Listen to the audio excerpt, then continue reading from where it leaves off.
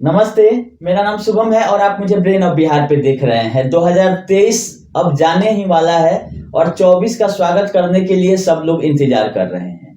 तो इस वीडियो में हम 24 का आगाज एक नए प्लान से करने वाले हैं, क्योंकि सहारा अपडेट बहुत हो चुका। तो नए साल में नए उम्मीद और नए उमंग के साथ कुछ नया शुरुआत करने की जरूरत है, क्योंकि केवल सहारा और सहारा जपने से रोजी रोटी नहीं चलने वाला है। पहला नंबर, सहारा ने जो किया उसका परिणाम उसके सामने है और लोग फंस चुके हैं। और फंस चुके हैं तो क्या सर दीवार में फोड़ने से तो कुछ होने वाला नहीं है। अब ये क्राइम हो चुका है कि लोगों का पैसा लोग भरोसा करके एजेंट को दिए और एजेंट ने भरोसा किया करके सहारा में जमा कराया और सहारा का मैनेजमेंट टोटली फेल कर गया। सहारा के सिस्टम में कहीं कोई गड़बड़ी नहीं थी सिवाय मैनेजमेंट के। सारा उसका प्लान, सारा सब कुछ हम सही मानते हैं, केवल मैनेजमेंट के मूर्खता के कारण ये स्थिति कंपनी की हुई है। और पैसा जितना आप लोग दिए उसको इधर उधर सुप्रीम कोर्ट, हाई कोर्ट करके फाइन पेनल्टी और कंपनी को लॉस में ले जाके कंपनी आपका मतलब इंटरेस्ट तो डुबा ही चुकी है। रहा मूलधन का बात, जो कि सरकार दिलाने की बात कर रही है, इंटरेस्ट का तो बात ही नहीं कर रही है कोई अभी सरकार। आप सोचिए कि 1 लाख करोड़ का इंटरेस्ट भी अगर डबल भी होता है तो 1 लाख करोड़ हुआ, वो देने का बात कहीं नहीं हो रहा है। केवल प्रिंसिपल देने का बात हो रहा है। उसमें भी जितना डिले हो रहा है उतना बट्टा लगने की उम्मीद है, क्योंकि दिन प्रतिदिन इसका संपत्ति बिक जाए चाहे उस लॉस हो जाए, वो कस्टमर का ही पैसा जाने वाला है। लोग सरकार के विरोध में भी प्रदर्शन कर रहे हैं इतना ठंडा में, उनको भी मेरा सपोर्ट है। शुरू से भी हम वीडियो बना के बताए थे कि सहारा तो कुछ कह नहीं रही है तो हम लोग किसको पकड़ेंगे, हम लास्टली सरकार को पकड़ेंगे। तो सरकार ने पोर्टल लाया, अच्छी बात है, लेकिन पोर्टल पे जिस हिसाब से प्रोसेस होना चाहिए नहीं हो रहा है, जिसके अगेंस्ट में सरकार का विरोध करना भी जरूरी है। क्योंकि अगर आपको मूलधन ही देना है तो प्रक्रिया को थोड़ा तेजी से करिए और लोगों का मूलधन जितना जल्दी हो सके वापस कराइए। तो ये एक तरफ सिस्टम चलते ही रहेगा। तो इस वीडियो में हम एक नया प्लान आप लोग को बताएंगे। प्लान तो बताएंगे आपको हम, अब एक इस अलग से जो मीटिंग होगा मेरा, और उससे जुड़ने के लिए हम डिस्क्रिप्शन में व्हाट्सएप ग्रुप और टेलीग्राम ग्रुप का एक लिंक दे रहे हैं, उससे आप लोग जुड़ जाइए। वहां से हम लोग आपसी बातचीत के बाद एक निष्कर्ष निकालेंगे कि जो मीटिंग कब किया जाए और क्या किया जाए, कैसे किया जाए। क्योंकि पैसा कमाना पड़ेगा, चाहे हम हो चाहे कोई हो, पैसा से ही आगे चलने वाला है। और सहारा के पीछे घूमने से पैसा आने वाला नहीं है। जो आना होगा अभी भगवान भरोसे है, और सरकार चाहेगी नहीं तब तक नहीं मिलने वाला है। तो उसके पीछे भाग के आज अपना प्रेजेंट खराब करना ठीक नहीं है, क्योंकि लोग 15 साल 20 साल सहारा में काम किए और आज रोड पे लाके छोड़ दी है सहारा। क्योंकि गांव में चाहे जो भी सहारा के एजेंट थे, हम भी थे, तो वही लोग होते थे जो कि गांव के अच्छे माने जाते थे, जिन पे लोग विश्वास कर सकते थे, जिनका गुडविल था मार्केट में। उन्हीं के हाथ में लोग पैसा देते थे, तभी वो जमा करते थे सहारा से, और 2004, 5, 6, 8 तक 10 तक भुगतान भी करा देते थे, कोई दिक्कत नहीं था। लेकिन जब से क्यूसॉप का सिस्टम लाया इसका मैनेजमेंट, और इसके जो सलाह दिए कि पैसा भुगतान नहीं करके रियल एस्टेट हाउसिंग का क्यूसॉप बनाते हैं और क्यूसॉप में कन्वर्ट करते हैं, तो ये 24,000 करोड़ का लालच इस कंपनी को आज डुबा दिया है। वो अगर 24,000 करोड़ रियल में भुगतान कर दिया गया रहता तो सहारा से भी विवाद भी खत्म हो जाता, कंपनी का गुडविल भी बरकरार रहता, और आज 24,000 के बदले में 2 लाख करोड़ उसके एजेंट मार्केट से कलेक्शन करके लाके दे देते और कंपनी रन करती। जो क्विक फैक्ट है यही है सहारा का। लेकिन सहारा के कुछ कंसल्टेंट या जो भी सलाहकार, चमचा, अंधभक्त या ज्ञानदानी बोल लीजिए उनको, उन्होंने राय दे दिया कि भुगतान क्या क्यों करना है, हम इसको क्यूसॉप में ले चलते हैं, क्यूसॉप में सामान बेचेंगे। तो देखिए कैसे ये सामान बेच रहे हैं। एनसीएलटी में क्यूसॉप का मामला है और अगला हियरिंग है 8 फरवरी को। अब रहा बात एक नया, फिर आज आते हैं संडे को ज्ञानदानी लोग और बोलते हैं कि ई स्कूटर, तो किसी भी का विरोध करने से कोई फायदा नहीं है। जिसको जो अच्छा लगे वहां लोग काम करें, अगर उनका घर उससे चलता है तो आप करें। लेकिन हाँ, याद रखिएगा कि जो हाल आज क्यूसॉप का हुआ है वो हाल ई स्कूटर का नहीं होगा, इसका क्या गारंटी है। आप उसके मालिक का नाम जानते हैं? कंपनी पार्टनरशिप फॉर्म है, प्रोप्राइटरशिप है या कंपनीज है? कुछ बताया नहीं जाता है डिक्लेयर, खाली मीटिंग में जमा कीजिए ई पॉइंट वो पॉइंट। अगर आपको पैसा जमा करना था आरबीआई सेबी से लाइसेंस लेके आप क्यों नहीं आते? हमने बहुत पहले सलाह दिया था सहारा को कि केवल सहारा का साख एक ही चीज से बच सकता है, वो है बैंकिंग का लाइसेंस।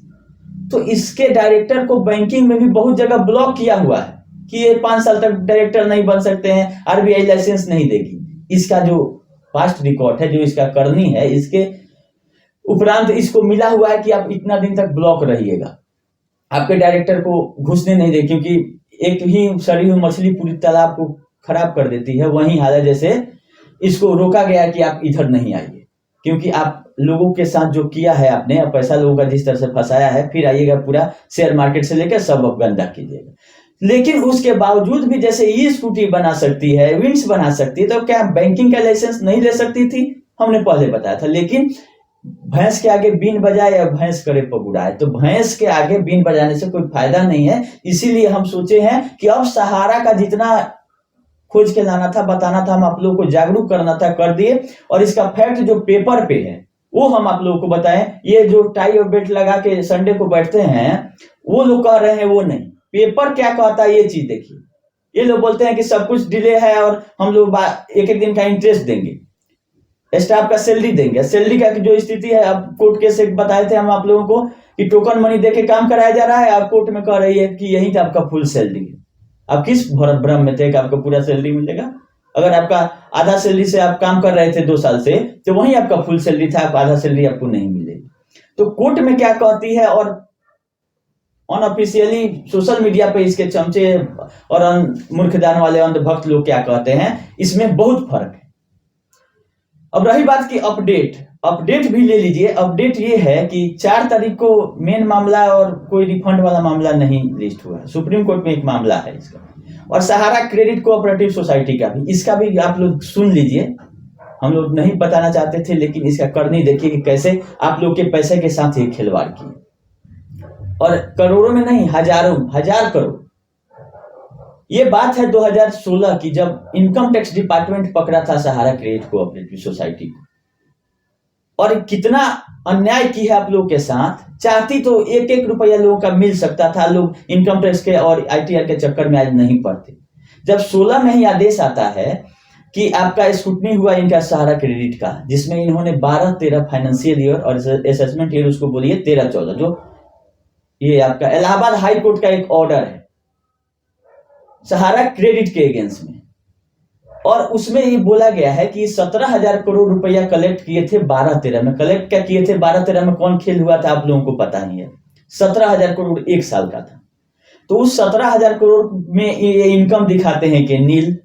अब आप लोग सोचिए, जो इस 17,000 करोड़ आने के बाद आपके फर्म में चाहे कंपनी में इनकम नील है, तो इनकम टैक्स डिपार्टमेंट का नजर गया कि आपका इनकम नील कैसे है जब 17,000 करोड़ का कलेक्शन है आपका। तो वो जांच करती है एक बिल वाउचर का, कहां से पैसा आया, क्या किया।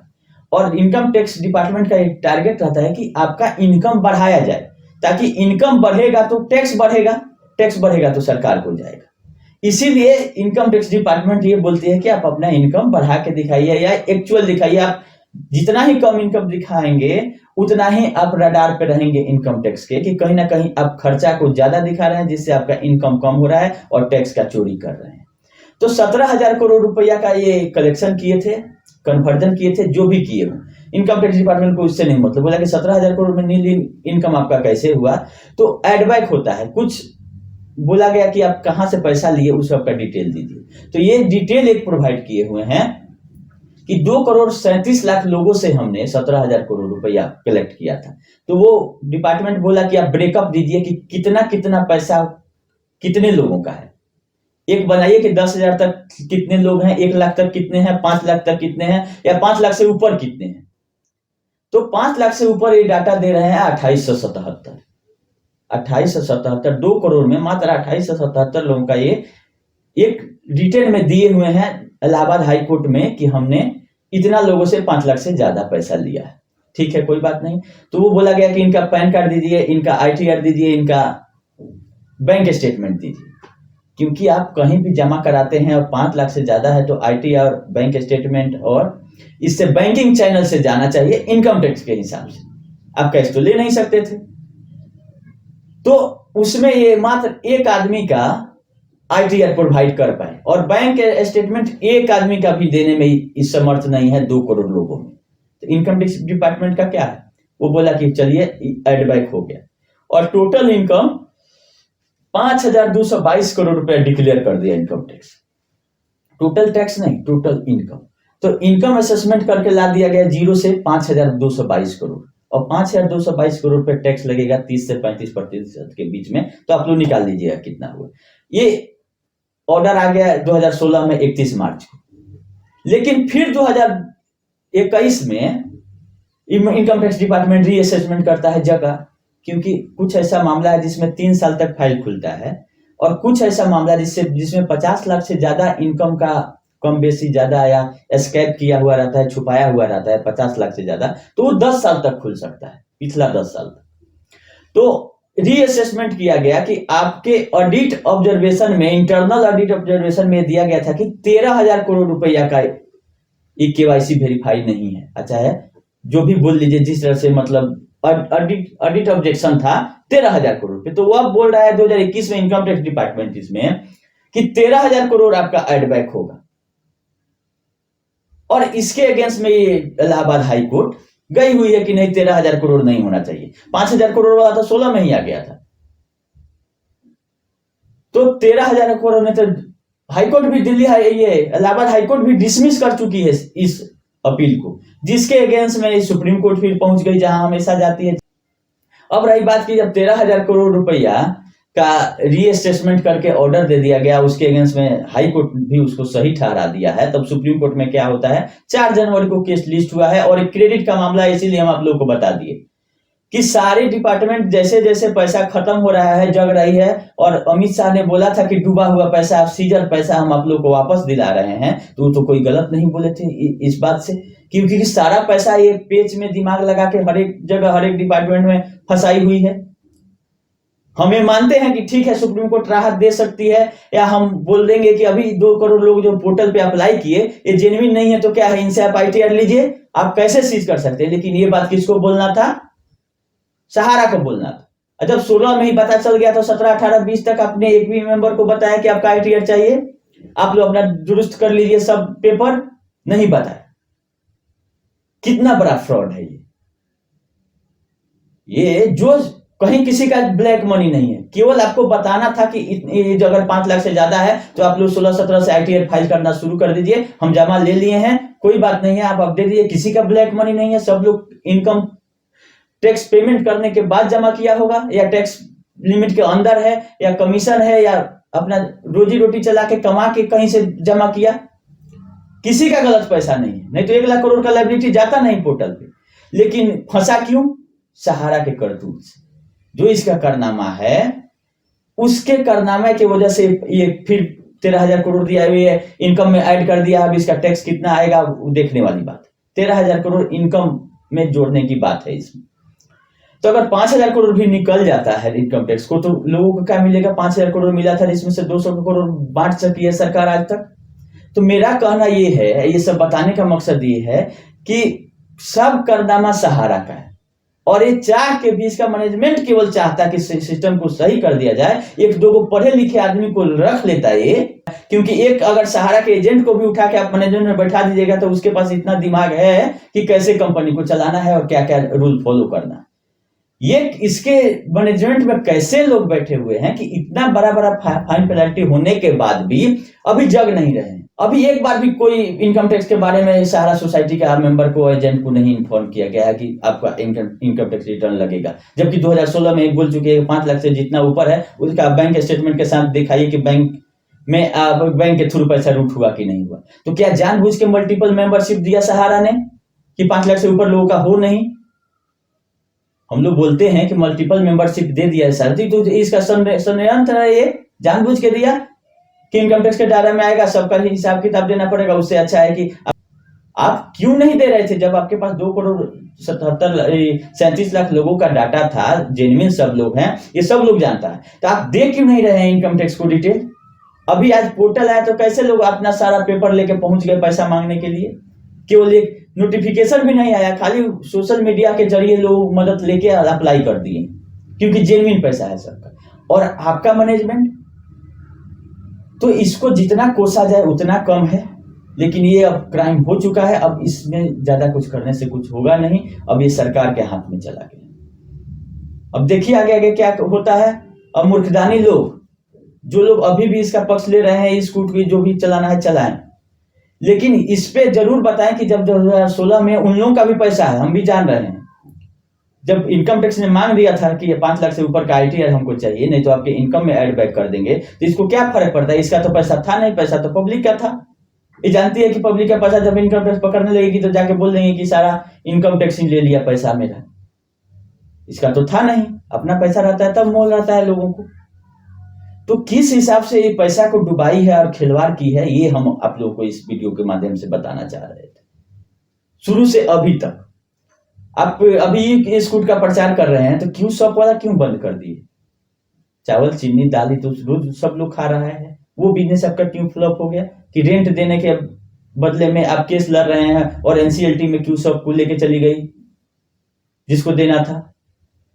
तो मिला जुला के अब इस पे ज्यादा डिस्कशन नहीं करना है, आगे बढ़ना है, नया कुछ करते हैं, नया कुछ बिजनेस टॉक के नाम से हम बना दिए हैं ग्रुप, उसमें आप लोग जुड़िए, उसमें जुड़ेंगे और अपना प्लान और आप लोगों को कैसे लेके चला जाए। क्योंकि बहुत लोग ये भी कमेंट करते हैं कि आप तो इसका बुराई खाली करते हैं सारा का, ये 10 लाख लोगों को रोजगार कैसे मिलेगा, इसका बात कीजिए। तो रोजगार वाले पे बात अब हम करेंगे 2024 में। रोजगार कैसे दिया जाता है और सिस्टमेटिक करते हुए भी रोजगार दिया जा सकता है, लेकिन जहां मूर्ख लोग रहेंगे वहां की कंपनी आपका अच्छा चलता बिजनेस को डुबा देंगे। अब सारा हॉस्पिटल से ज्यादा अच्छा क्या होगा, इसको बेचने का ही परमिशन मांग ली है कि हम बेच देंगे, वो भी 940 करोड़ में। तो अगर मेरे पास अगर पैसा रहता आज के डेट में, तो 100 करोड़ ज्यादा बोली लगा के हम सारा हॉस्पिटल को पहले खरीदते, क्योंकि पैसा से ही पैसा कमाया जाता है। बिजनेस में पैसा कहाँ लगाना है ये डिसीजन लेना जरूरी है, और सही डिसीजन। तो 940 करोड़, और 940 करोड़ जब पिरामल फाइनेंस को चला जाना है, तो 940 में आप बेचने के लिए अग्री क्यों हो गए? उसको बेचने देते अपना NCLT में, रिकवरी होता जितना होता, तो आप एग्री भी हो गए, वो भी उसी अमाउंट पर जिस पे सेटलमेंट हो रहा है, तो आपके पॉकेट में 1 रुपया नहीं आएगा, तो क्यों आप बेचैन है सारा हॉस्पिटल को बेचने के लिए? तो इसका खेल आप लोग समझिए। मेरे पास अगर पैसा रहता, अगर मेरा कंपनी रहता, तो 100 करोड़ ज्यादा बोली लगा के सहारा हॉस्पिटल को होल्ड कराते, कि जब आपका उतना अच्छा हॉस्पिटल है, नाम भी है और टर्नओवर भी है, प्रॉफिट में भी है, उसको आप बेच रहे हैं, तो आप करिएगा क्या? ई स्कूट चलाइएगा लोगों से पैसा ठगने के लिए, और ई स्कूट में फिर पेज फंसेगा नहीं फंसेगा, क्या है नहीं है, कुछ क्लियरिटी नहीं है, लोगों का पैसा उठा लेना है इन लोगों को। किसका कंपनी है, ना सहारा का नाम है, ना सहारा का किस है, खाली ये ना ज्ञानदान जो ये है यूट्यूब चैनल है, ये भी सहारा का नहीं है। खाली बात वहां पे होगा लोगों को भरमाने के लिए कि सहारा से रिलेटेड हम हैं, परम पूजनीय परम आदरणीय। ये लोग किस कंपनी में अभी है ये बताए ना हमको। हाँ, रही बात, अब एक और खेल हो गया है सोसाइटियों का सेंट्रल रजिस्ट्रार भेजा है इसको नोटिस। स्टार का भेजा तो है चारों का, लेकिन स्टार का डायरेक्टर, ये member of board of director का अपॉइंटमेंट करना है, और ये अपने से अपॉइंट कर ली। अब देखिए कितना मूर्ख लोग है कि इसका अभी 3 अगस्त 2023 से सोसाइटी का एक्ट में अमेंडमेंट आया है।